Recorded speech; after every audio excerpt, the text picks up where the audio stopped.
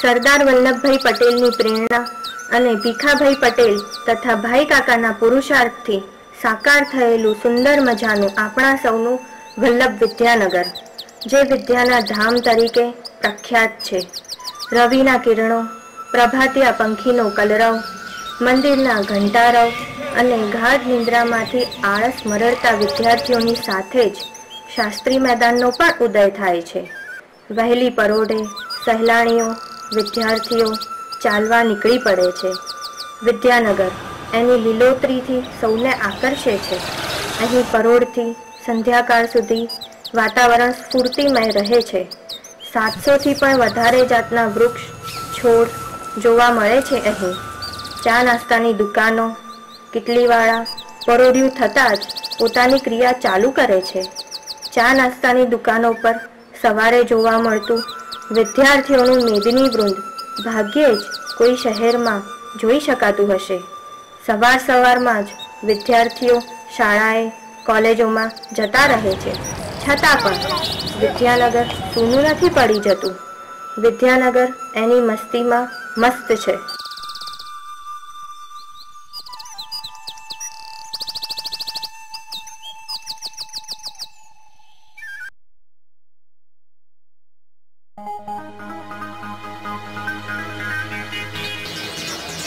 ધમધોકાર ચાલતા ધંધાઓ, સરકારી કાર્યાલયો, ટિફિન સેવાઓ, ભોજનાલયો દિવસ દરમિયાન ચાલુ જ રહે છે.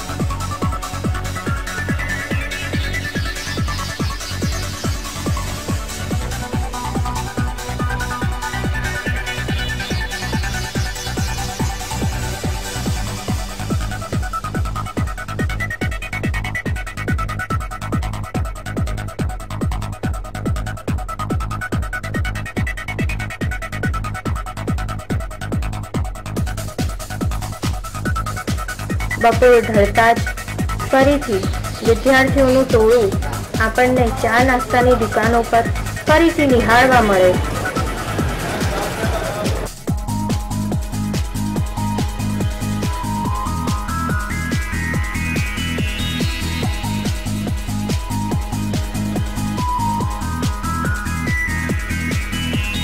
સંધ્યા ટાણે આણંદ વિદ્યાનગર રસ્તાની રંગતમાં તો જાણે વધારો થઈ જાય છે.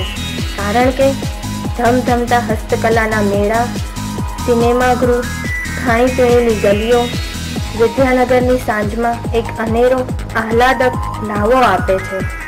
ઇસ્કોન મંદિર, મહાદેવજીનું ધામ, લાંબવેલા હનુમાનજીના દર્શનના આનંદનો પણ લાભ અનોખો છે. સાંજ ઢળતા જ વિદ્યાનગર અનેરી રંગીન ચમક અનુભવે છે. રાત થતાં જ વિદ્યાનગરમાં શાંતિ પ્રસરી જાય છે. પણ વિદ્યાનગર બીજા દિવસની સવારની આતુરતાથી રાહ જુએ છે.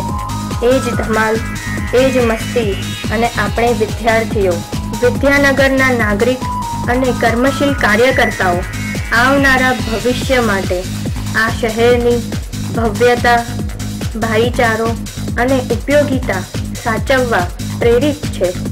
વિદ્યાર્થીઓ માટે રસ્તા ઉપર વધતા ટ્રાફિક, ચોદિશાથી વધતા ઘોંઘાટ અને અન્ય શહેરોની જેમ કોલાહલની વચ્ચે પોતાના ઉદ્દેશ્યને પૂરું કરે છે. આપણું વિદ્યાનગર હંમેશા યુવાની અનુભવશે અને સૌને તાજગી ભર્યા વાતાવરણમાં શાંતિભર્યું, મોજીલું જીવન જીવવાની તક આપતું રહેશે.